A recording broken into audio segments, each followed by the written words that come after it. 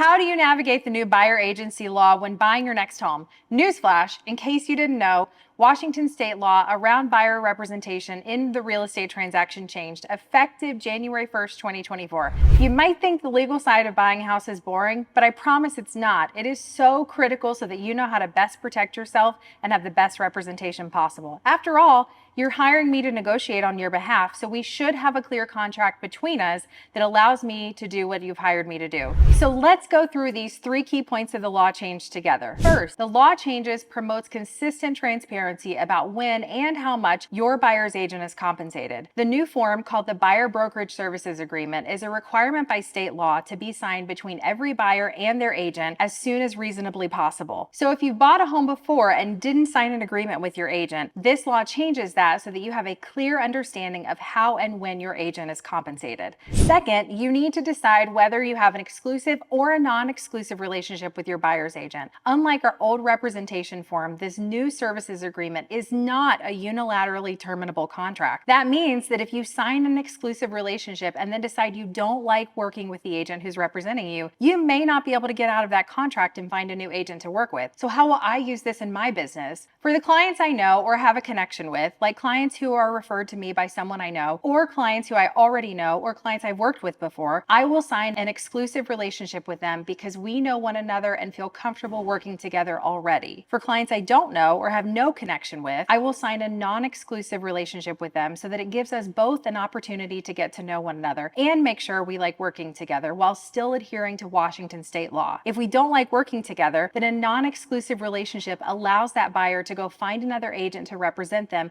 without violating the terms of our contract. If we do continue working together, we will change our agreement to an exclusive relationship. Third, this new agreement allows multiple options for negotiation to ensure your agent gets paid their agreed upon compensation without the possibility of you having to pay them out of pocket directly. So if you're a first-time home buyer or if you're strapped for extra cash, you can talk with your agent on how to negotiate their compensation on your behalf. After all, you should be working with someone who is a great negotiator and who will represent you well. If you'd like to know about all the ways the new state law will protect you and serve you better, reach out to me directly.